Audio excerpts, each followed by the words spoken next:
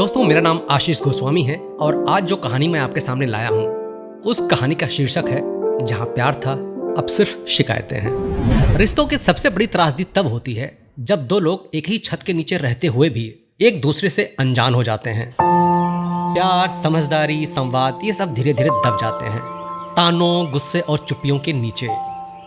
आज के समय में जहाँ जीवन की रफ्तार तेज है, आर्थिक दबाव बढ़ रहा है और भावनाएं खुलकर जाहिर नहीं की जाती, वहाँ एक साधारण से दिखने वाले पति भी अपने भीतर एक बवंडर पाल रहा होता है। इस कहानी में इसी व्यथा को दर्शाया गया है। कहानी एक ऐसे शख्स की है जो सबके लिए जीता रहा लेकिन उसे कोई जान ना सका। राहुल की नींद किसी अलार्म से कम नहीं थी। वो खुद ही सुबह अपने समय पे उठ जाता था, बिना घड़ी देखकर, और बिना किसी को जगाए वो किचन में घुसता और अपने लिए चाय बनाता। उसकी पत्नी स्मिता और बेटी रूही अभी भी सो रहे होते हैं। राहुल को ये सब की आदत हो चुकी थी अब कि वो खुद उठे, खुद ही टिफिन तैयार करे और बिना कुछ कहे ऑफिस के लिए निकल जाए।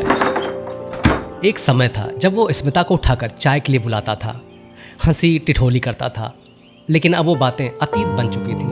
अब रिश्ता था पर बातचीत नहीं थी। राहुल एक प्राइवेट फाइनेंस कंपनी में असिस्टेंट मैनेजर था।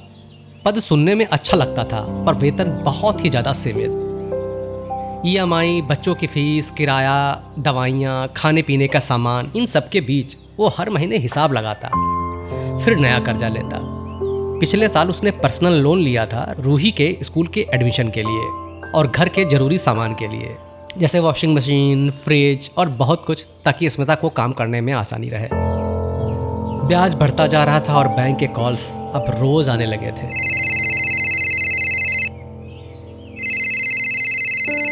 ऑफिस में बॉस हर हफ्ते टारगेट की बात करता। हर बात में यही कहता कि अगर नहीं कर सकते हो तो दूसरी जॉब देख लो। इस डर में राहुल दिन में ऑफिस और शाम को अलग से काम करता था ताकि कुछ एक्स्ट्रा इनकम हो सके। दिन के 14 से 15 घंटे वो काम किया करता, लेकिन महीने के आखिर में फिर भी जेब खाली ही रहती थी। घर में आते ही राहुल की थकान और बढ़ जाती थी।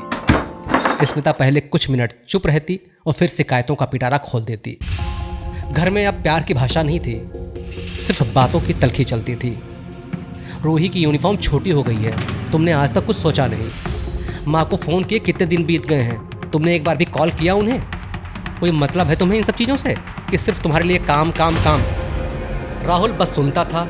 पहले वो जवाब दिया करता था, लेकिन अब नहीं। वो समझ गया था कि जवाब देने से बात बढ़ेगी, हल नहीं निकलेगा।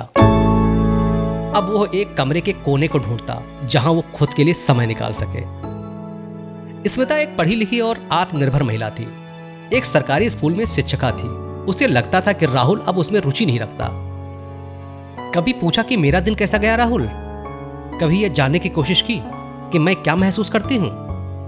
लेकिन वो नहीं जानती थी कि राहुल की चुप्पी उसकी दूरी नहीं थी, वो तो थकावट थी। उसके भीतर का इंसान रो रहा था, पर उसने कभी किसी से कुछ नहीं कहा। राहुल ने अब अपने जज्बातों को डायरी में लिखना शुरू कर दिया था। हर दिन वो 2 पंक्तियां जरूर लिखता। मैं सबके लिए जी रहा हूं, पर कोई नहीं जानता कि मैं अंदर कितना मर रहा हूं। डॉक्टर ने उसे हाई ब्लड प्रेशर और तनाव से बचने की चेतावनी दी, पर वो कैसे रुकता? दवाएं महंगी थी और वक्त कम। एक दिन ऑफिस से लौटते हुए राहुल की आंखों के नीचे काले गहरे घेरे और माथे पर तेज दर्द था। घर आते ही उसने कहा, मैं बहुत थका हूं, बस थोड़ी देर लेटना चाहता हूं। स्मिता ने बात सुनी, लेकिन जवाब में कहा, हम सब थके होते हैं राहुल, बस तुम ही नहीं हो इस दुनिया में। राहुल चुप रहा। उस रात उसने डायरी में लिखा, काश तुम समझ पाती कि मेरी चुप्पी मेरे टूटने की आवाज़ है स्मिता। सुबह जब स्मिता उठी तो राहुल अभी बिस्तर पर था। उसे लगा शायद गहरी नींद में है, लेकिन थोड़ा आश्चर्य भी हुआ, बिना अलार्म का उठने वाला राहुल अभी तक सो क्यों रहा है। पर उसने जब उसके शरीर को छुआ, स्मिता घबरा गई। उसे कुछ समझ में नहीं आया कि क्या करना चाहिए। उसने एम्बुलेंस को कॉल किया और राहुल को फट से अस्पताल लेके गई। अस्पताल में डॉक्टर ने सिर झुकाकर कहा, राहुल अब इस दुनिया में नहीं रहा। उन्हें स्ट्रेस और हाई ब्लड प्रेशर ने धीरे धीरे खा लिया था। उन्हें बहुत पहले इलाज की जरूरत थी। राहुल की डायरी अब स्मिता के हाथों में थी। उसने पढ़ा, तुमसे हर रोज की बहसें मुझे कमज़ोर कर रही थी स्मिता। अब मैं खुद से भी डरने लगा हूँ। मैं नहीं चाहता कि मेरी वजह से तुम दुखी रहो, इसलिए अब मैं बस चुप रहता हूँ।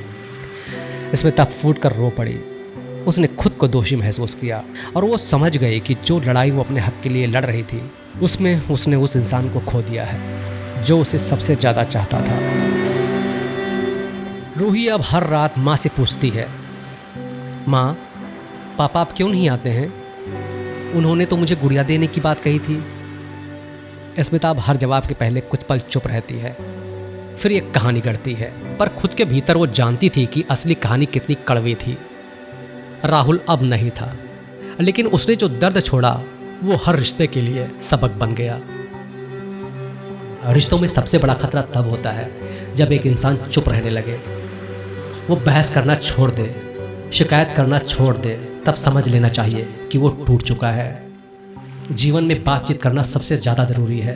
केवल अधिकार ही नहीं, समझदारी भी ज़रूरी है। हर वो व्यक्ति जो आपके लिए दिन रात तप रहा है वो भी एक इंसान है, उसे भी प्यार और सहारे की ज़रूरत होती है। कभी कभी चुप्पी भी एक चीख होती है जो सुनाई नहीं देती लेकिन सब कुछ तबाह कर देती है।